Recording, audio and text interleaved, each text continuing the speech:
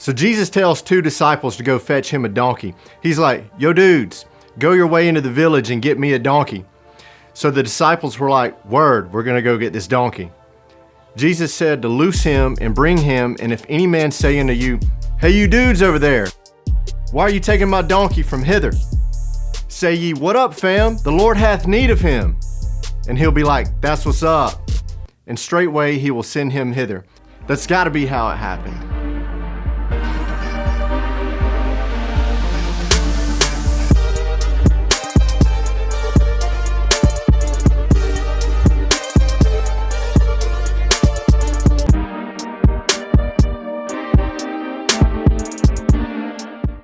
This day, the triumphal entry when Jesus officially presents himself as king was given to Daniel as a prophecy by Gabriel way back in the 6th century BC. Let's read it. Daniel 9:24, 70 weeks are determined upon thy people and upon thy holy city to finish the transgression and to make an end of sins and to make reconciliation for iniquity and to bring in everlasting righteousness and to seal up the vision and prophecy and to anoint the most holy.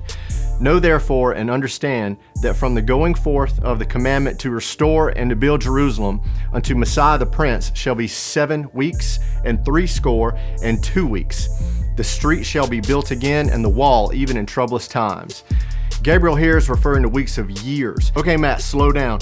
What does this mean? What is Gabriel talking about? He says, from the going forth of the commandment to restore and build Jerusalem, the street and the wall, unto Messiah the Prince shall be 7 weeks, 60. Score is 20, so 3 times 20 equals 60 and 2 weeks. So that's 62 plus 7 weeks equals 69 weeks of years. So out of the 70 weeks that Gabriel gave Daniel, we were just talking about the 69 weeks in this video. Each week is 7 years, so that's 69 times 7 equals 483 years. 483 years, but now let's figure out how many days. In Genesis, Noah used 30-day months. Abraham used a 360-day year. Daniel does it 3 times, and John uses a 360-day year at least 5 different times in the book of Revelation. So yeah, the Bible's not foreign to using 360 days in a year instead of 365 that we know in the Gregorian calendar or the Julian calendar. So what Gabriel is telling Daniel is that from the commandment to rebuild Jerusalem to Messiah the Prince will be 173,880 days. Matt, what kind of video is this? You're throwing a bunch of numbers at me? So we need to get some dates. We need to know the exact date of when the city of Jerusalem was rebuilt and the date of Messiah the Prince. And what did Gabriel mean by that? There's this really impressive dude that among other titles was also the assistant commissioner of Scotland Yard. And he wrote a book in 1894 called The Coming Prince, which I have right here. Where is it? I got it. All right. The Coming Prince by Sir Robert Anderson. If you've ever wanted to see the most research ever done on this prophecy, or the book of Daniel for that matter, this is your book right here. In this book, he maps out the timeline. It starts with the decree that Artaxerxes Longimanus made on March 14th of 445 BC. Now, how in the world did he nail down this date? He turns to Herodotus, the father of history, that was a contemporary of Artaxerxes and visited, that is so hard to say, Artaxerxes, say that 5 times really fast. Artaxerxes. So Herodotus, I don't know how to say that either. We'll say Herodotus. Herodotus was a contemporary of Artaxerxes and even visited the Persian court. Thucydides is known as the Prince of Historians, who also was a contemporary of Artaxerxes.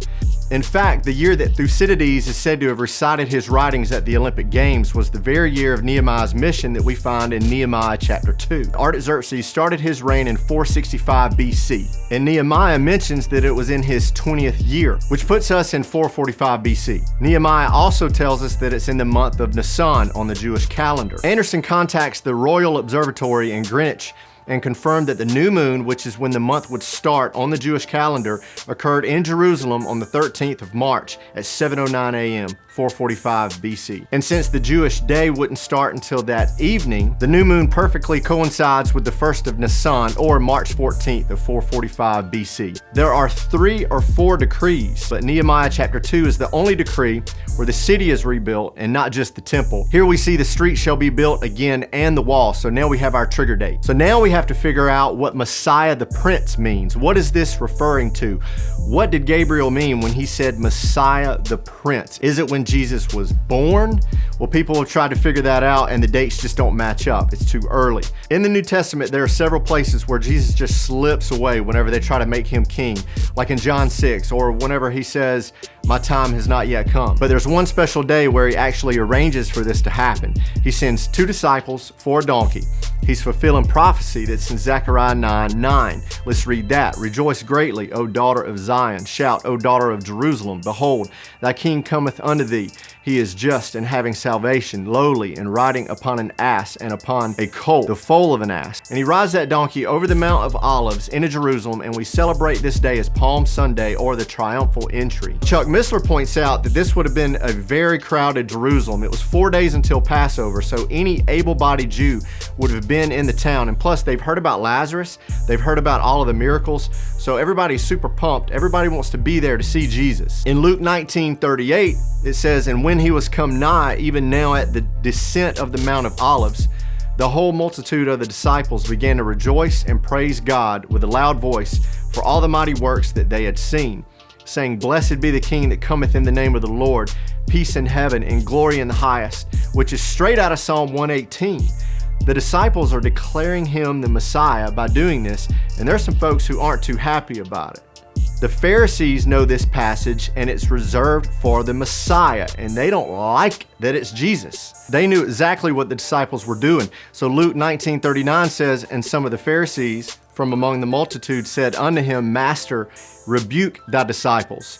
And he answered and said unto them, I tell you that if these should hold their peace, the stones would immediately cry out." The Pharisees believed that he was allowing the disciples and allowing the crowd to blaspheme. So now let's look at a little bit of chronology here. Christ's ministry began in the fall of 28 AD. Now, how do we know that? Luke 3:1 says that his ministry started within the 15th year of Tiberius. We know that Tiberius was appointed in 14 AD because Augustus died on August 19th of 14 AD. That could get confusing. Augustus and August. So from 14 AD to 29 AD was 15 years. So this means that in the fall of 28 AD, it would have been within the 15th year. Luke says within the 15th year of Tiberius. We know that Jesus was crucified on the 4th Passover of his ministry. So Jesus started his ministry sometime before the spring of 29 AD. Other chronologies are trying to hold on to a Friday crucifixion, which is incorrect, since that would only allow 2 days of Jesus in the tomb. More than likely, Jesus was crucified on a Wednesday. He died that afternoon at the 9th hour, which is 3 p.m. on our watch. Then placed in the tomb shortly before evening started, because when the evening started, that would have started Passover. So they had to get him in before Passover started. And then he rose 3 days, 3 nights later, which is sometimes Saturday evening, which would have been the start of the first day of the week, which would have also coincided with the Feast of First Fruits. So back to Daniel's prophecy, if you go from 445 BC to 32 AD, you get 173,740 days.